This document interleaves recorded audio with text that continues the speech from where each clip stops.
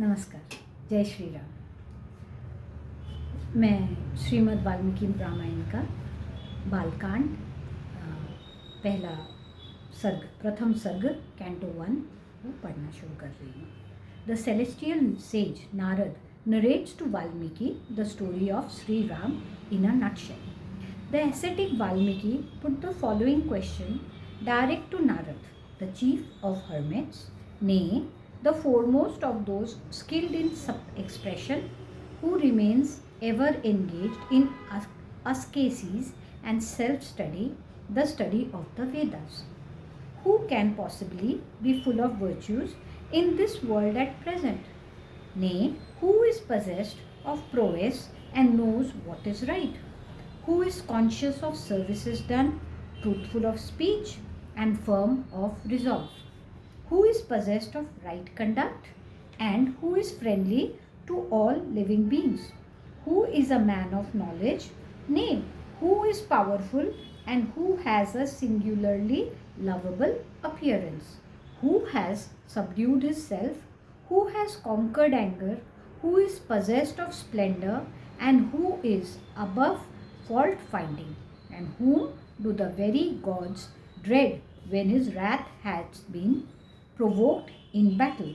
I wish to hear this, for there is a great curiosity in my mind about it, while you are capable of knowing such a man, O eminent seer. So, this is Valmiki, Rishi Valmiki, asking Narad to tell him the story or the summary of Ramayan, because he was going to write on it. And the reply: hearing this appeal of Valmiki, the sage Narad, who possessed knowledge of the three worlds, said, "Listen," and greatly delighted addressed the following words: I shall duly consider and tell you of such a hero. Be pleased to hear from me of the man endowed with the manifold and rare virtues that have been described by you. There is one descendant in the line of Ikshvaku and known by the name of Ram. He has fully controlled his mind, is very powerful, radiant, and resolute, and has brought his senses under control. He is intelligent, sagacious, eloquent, glorious, and an exterminator of foes. He is distinguished with broad shoulders, powerful arms, a neck shape as a conch, and stout chin. He is marked with a broad chest, a mighty bow, and a collarbone covered with flesh, and is capable of subduing his foes. His unusually long arms extend right up to his knees. He has a well-formed head, a shapely forehead, and a charming gait. He is of medium stature, neither very tall nor very short, has well-proportioned limbs, and has a shining complexion, is mighty, has a rounded chest, large eyes, is full of splendor, and has auspicious marks on his body. He knows the secret of virtue and is true to his promise and intent on good of the people. He is illustrious, full of wisdom, pure in his dealings, a man of self-control and concentrated mind. He is supporter of the creation like Brahma, and the lord of created beings, affluent, the slayer of enemies, a protector of living beings, and a staunch defender of faith. He is a vindicator of his own virtue and the protector of his own people. He knows the truth of the Vedas and the 6 sciences auxiliary to them, and is a past master in archery. He knows the real meaning of all the scriptures, is possessed of a sharp memory and quick wit. He is popular in all the worlds, is pious, high-minded, and shrewd. He is always sought by the righteous, even as the ocean is by rivers. He is noble, nay, alike to all, and always wears a pleasing countenance.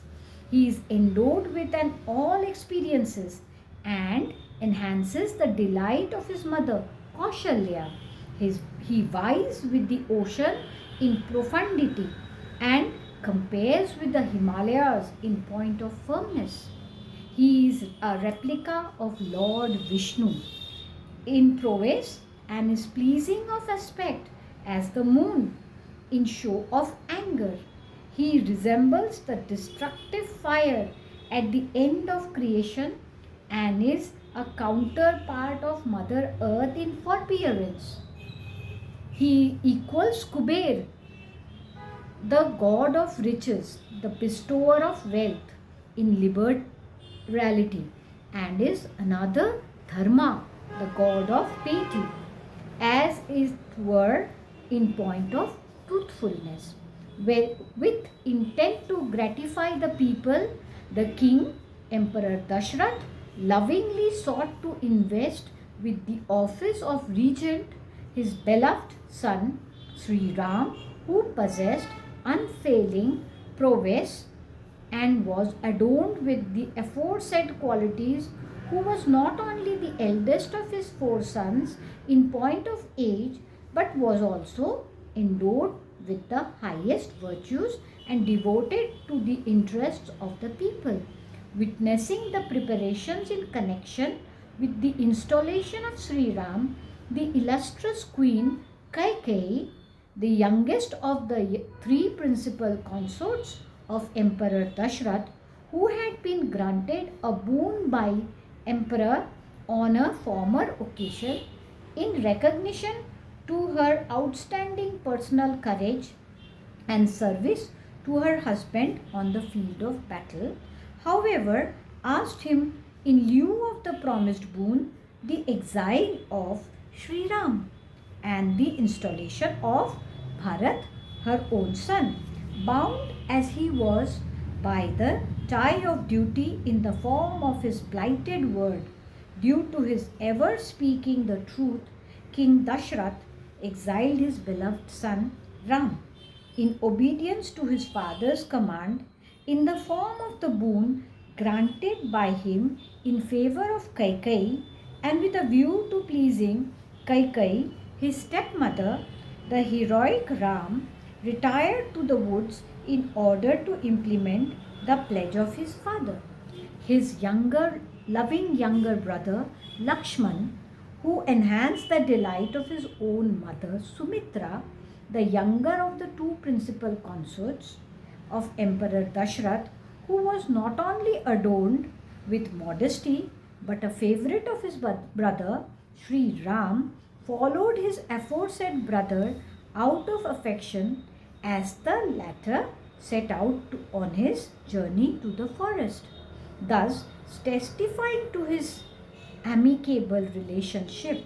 Sri Ram's wedded spouse, Sita, so called because she was unearthed from the track of a plowshare, who was dear to him as life and was ever friendly to him, who though not born in the ordinary way from a mother's womb, was taken as descendant in the line of Janak, a king of Mithila, Siradhwaj by name. Janak, being his family title, was endowed with all auspicious marks on her person and was a veritable jewel among women, who looked like the Lord's own wonderful potency manifested by the Lord himself. Also accompanied Sri Ram as Rohini, the spouse of the moon god, also a constellation of that name follows the moon god. Nay, he was followed afar by the citizens of Ayodhya as well as by his aged father Dashrath. Rest tomorrow.